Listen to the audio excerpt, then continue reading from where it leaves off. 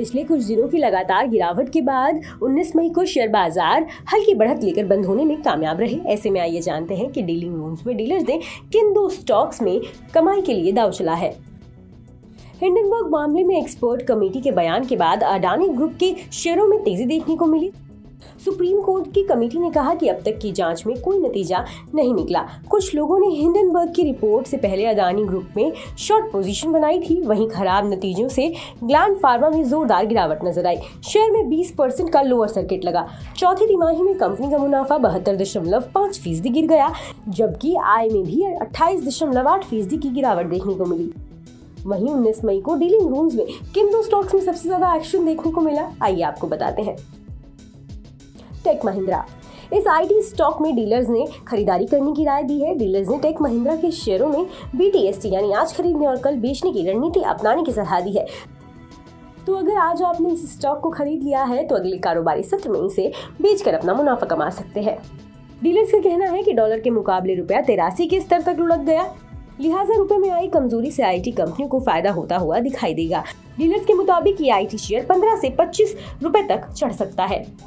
दूसरे स्टॉक के तौर पर डीलर्स ने इंडिया सीमेंट के स्टॉक में दांव लगाने की सलाह दी है। डीलर्स ने इसमें पोजीशन खरीदारी की राय दी है। डीलर्स का कहना है कि इसमें लक्ष्य के रूप में 200 से 210 रुपए का स्तर देखने को मिल सकता है। इस स्टॉक में घरेलू फंड की तरफ से खरीदारी होती हुई दिखाई दी है।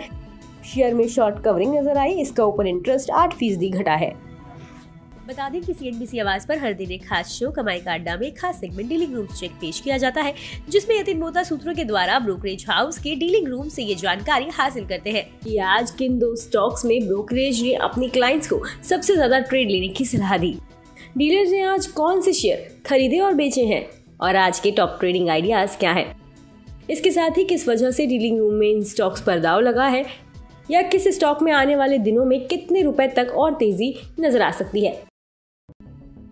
बता दें कि यहाँ मुहैया जानकारी सिर्फ सूचना हेतु दी जा रही है। मार्केट में निवेश बाजार जोखिमों के अधीन है। निवेशक के तौर पर पैसा लगाने से पहले हमेशा एक्सपर्ट से सलाह लें। मनी कंट्रोल की तरफ से किसी को भी पैसा लगाने की यहाँ कभी भी सलाह नहीं दी जाती है। कारोबारी हफ्ते के आखिरी दिन यानी शुक्रवार 19 मई को बाजार में तेजी देखने को मिली। आज यानी 19 मई को बाजार नीचे से सुधर कर बंद हुआ। आज सबसे ज़्यादा खरीदारी बैंकिंग शेयरों में रही। इसके अलावा आईटी, रियल्टी और ऑटो शेयरों में भी तेज़ी देखी गई। मेटल, इंफ्रा और PSU बैंक इंडेक्स बढ़कर बंद हुए हैं। वहीं फार्मा और PSE शेयरों पर दबाव देखने को मिला है। कारोबार के अंत में सेंसेक्स 297.94 अंक यानी 0.48% बढ़कर 61,729.68 पर और निफ्टी 73.40 अंक या 0.40% बढ़कर 18,203.40 पर बंद हुआ है। मिड कैप और स्मॉल कैप इंडेक्स आज फ्लैट बंद हुए हैं। उधर डॉलर के मुकाबले रुपया आज 6 पैसे कमजोर होकर 82.66 के स्तर पर बंद हुआ है। BSE में लिस्टेड कंपनियों का कुल मार्केट कैपिटलाइजेशन आज 19 मई को बढ़कर 276.60 लाख करोड़ रुपए पर पहुंच गया, जो इसके पिछले कारोबारी दिन यानी गुरुवार 18 मई को 275.81 लाख करोड़ रुपए पर था। इस तरह BSE में लिस्टेड कंपनियों का मार्केट कैप आज करीब 79,000 करोड़ रुपए बढ़ा है। जानिए 22 मई को कैसी रह सकती है बाजार की चाल। MK वेल्थ मैनेजमेंट के डॉक्टर जोसेफ थॉमस के मुताबिक मंदी के बढ़ते डर और सुस्त ग्लोबल ग्रोथ के पूर्वानुमान के चलते ग्लोबल मार्केट दबाव में है, लेकिन घरेलू इक्विटी मार्केट में हाल के दिनों में अच्छा जोश देखने को मिला है। अमेरिका में ऋण सीमा में बढ़त के मुद्दे पर भी दुनिया भर के बाजारों की नजरें लगी हुई हैं। इस बीच भारतीय बाजारों में विदेशी निवेशकों की रुचि बढ़ी है। इससे बाजार को कुछ सपोर्ट मिला है। हालांकि US में हो रही घटनाओं का असर भारतीय बाजारों पर भी पड़ेगा, लेकिन ये असर बहुत लंबे समय तक नहीं रहेगा। इसके चलते बाजार में शॉर्ट टर्म में कुछ वॉलेटिलिटी देखने को मिल सकती है। निकट की अवधि में बाजार की नज़रें नए घरेलू और ग्लोबल इकोनॉमिक आंकड़ों पर रहेंगी और ये साइडवेज कारोबार करता दिखेगा। मोतीलाल ओसवाल के फाइनेंशियल सर्विसेज के सिद्धार्थ खेमका का कहना है कि बाजार में आज ऊपरी स्तरों पर कुछ मुनाफा वसूली देखने को मिली, लेकिन इसका ओवरऑल ट्रेंड मजबूती का ही है। हर गिरावट में खरीदारी की जा रही है। अच्छे ग्लोबल संकेत, मजबूत नतीजों और FII की लगातार खरीदारी से बाजार को मदद मिल रही है। उम्मीद है कि इस सप्ताह विराम लेने के बाद फिर से बाजार ऊपर की ओर रुख करेगा। शेयर खान के जतिन गेडिया का कहना है कि निफ्टी में आज उतार चढ़ाव वाला दिन रहा। निफ्टी तेजी के साथ खुला और कारोबारी सत्र के पहले आधे भाग के दौरान लाल रंग में फिसल गया। नीचे की ओर 20 डे मूविंग एवरेज या 18,108 के स्तर पर निफ्टी ने सपोर्ट लिया और यहां से ऊपर की तरफ वापसी की, जिसके चलते आज निफ्टी लगातार 3 दिनों की गिरावट के बाद हरे रंग में बंद होने में कामयाब रहा। आवरली मोमेंटम इंडिकेटर पर दिख रहा पॉजिटिव डाइवर्जेंस गिरावट थमने के संकेत दे रहा है। अगले कुछ कारोबारी सत्रों में निफ्टी में तेजी देखने को मिल सकती है। निफ्टी के लिए अहम लेवल्स की बात करें तो 18,300 से 18,350 पर तत्काल बाधा दिख रही है, जबकि 18,100 से 18,050 पर सपोर्ट दिख रहा है। कुल मिलाकर अभी भी लगता है कि निफ्टी कंसोलिडेशन के मोड में है और आगे यह 18,000 से 18,400 के जोन में कंसोलिडेट होता दिख सकता है। moneycontrol.com पर दिए गए विचार एक्सपर्ट्स के अपने निजी विचार होते हैं। वेबसाइट या मैनेजमेंट इसके लिए उत्तरदायी नहीं है। यूजर्स को मनी कंट्रोल की सलाह है कि कोई भी निवेश निर्णय लेने से पहले सर्टिफाइड एक्सपर्ट्स की सलाह लें। कर्ज के बढ़ते बोझ से करीब 1 दर्जन गरीब देशों की हालत नाजुक है। इन देशों की इकोनॉमी पर खतरा मंडरा रहा है। इन देशों पर सैकड़ों अरब डॉलर का विदेशी कर्ज है। ज्यादातर कंपनियों ने चीन से कर्ज लिया है, जिसका कर्ज की वसूली में कठोरता दिखाने का ट्रैक रिकॉर्ड रहा है। चीन से सबसे ज्यादा कर्ज लेने वाले देशों में पाकिस्तान, केन्या, जाम्बिया, लाओस और मंगोलिया शामिल हैं। टैक्स से हासिल इन देशों का ज्यादातर पैसा इस कर्ज को चुकाने पर खर्च हो जाता है।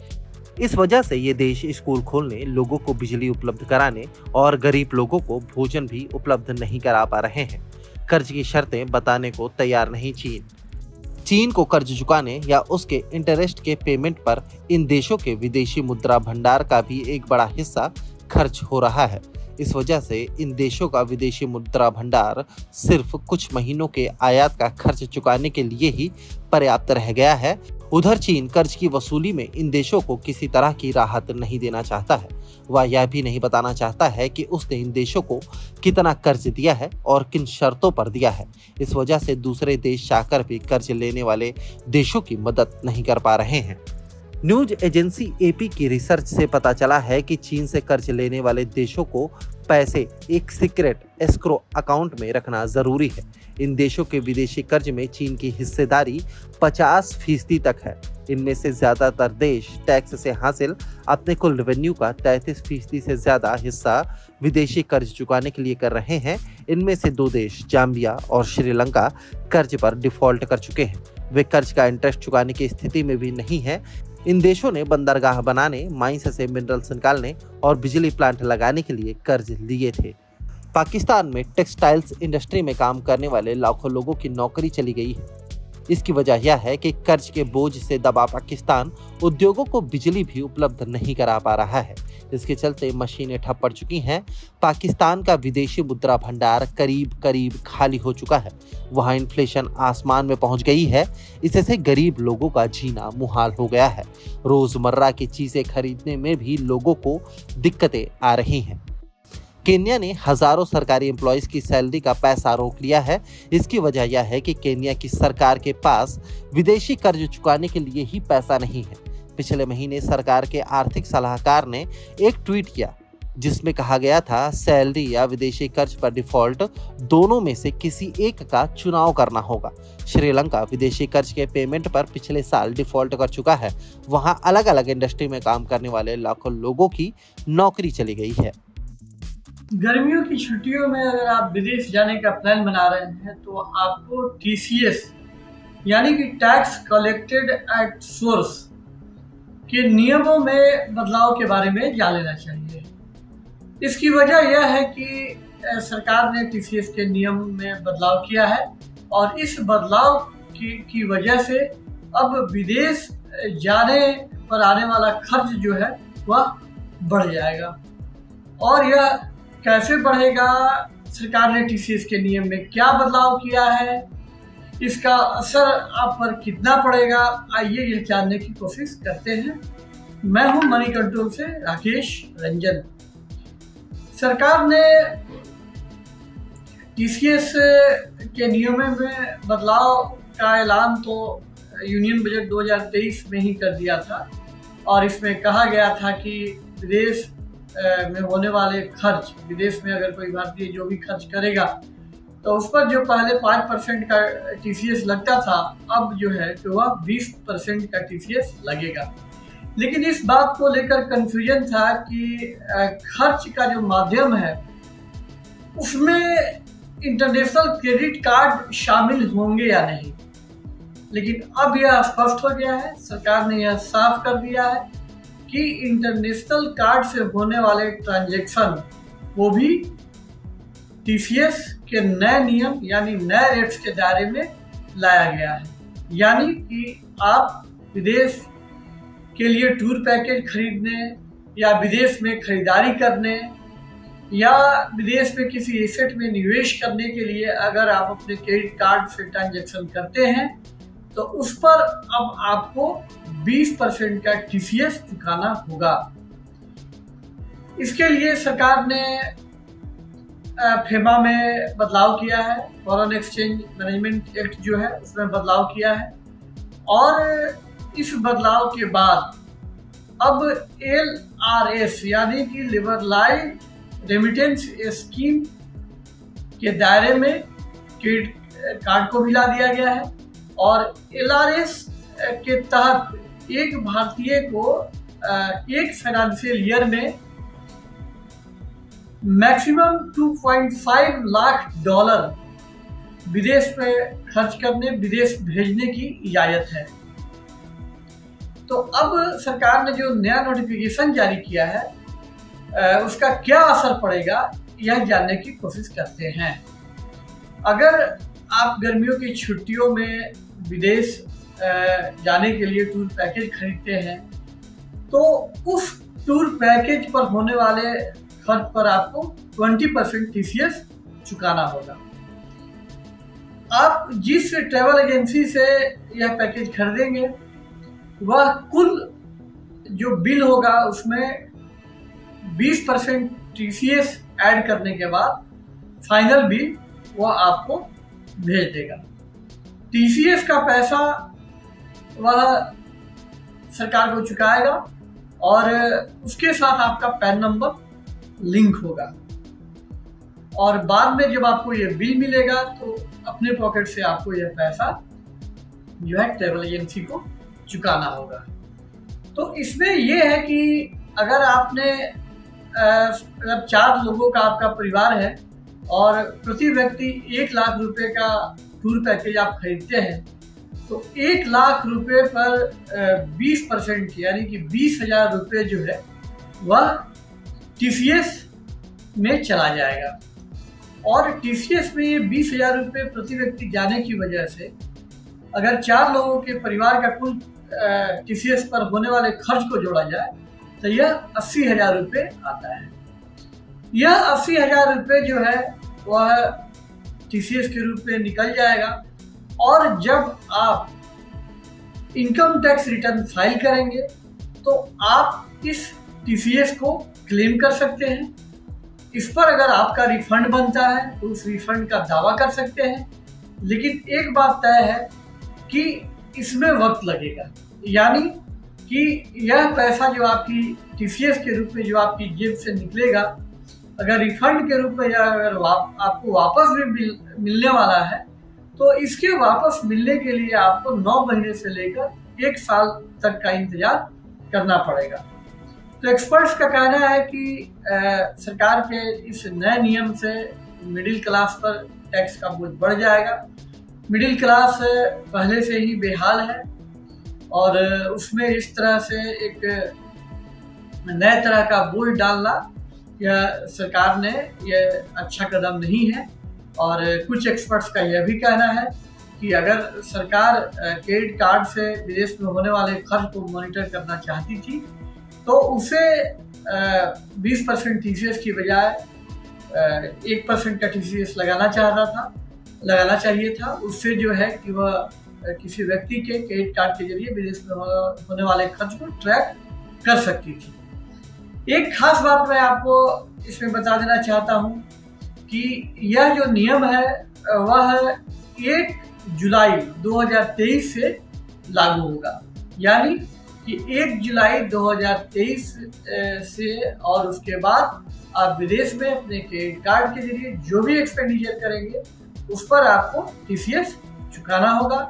इस एक्सपेंडिचर के लिए कोई लिमिट नहीं तय की गई है, यानी कि आप चाहे कम खरीदारी करें, कम खर्च करें या ज़्यादा करें, उस खर्च पर आपको 20% का टीसीएस चुकाना होगा।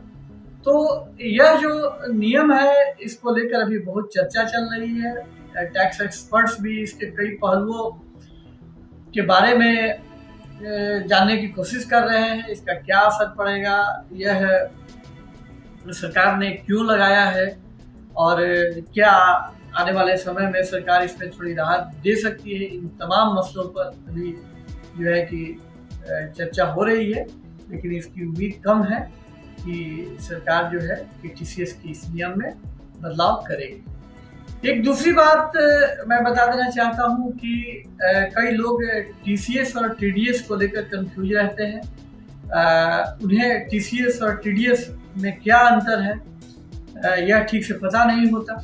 तो इसमें एक बहुत बड़ा फर्क है। टीसीएस और टीडीएस दोनों अलग अलग चीज़ें हैं।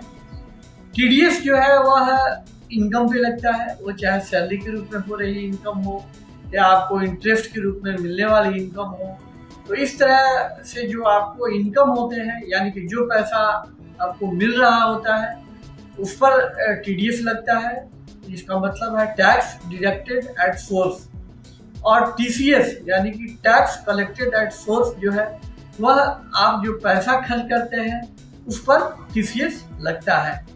और दोनों के बीच में यह बुनियादी खर्च है कि टीडीएस जहां आपकी इनकम पे लगता है, आपको अपनी इनकम पर टीडीएस चुकाना पड़ता है, वहीं टीसीएस जो है वह जो आप खर्च करते हैं वह टीसीएस के दायरे में आता है। कुछ खास तरह के खर्च जो है उन पर टीसीएस के नियम लागू होते हैं।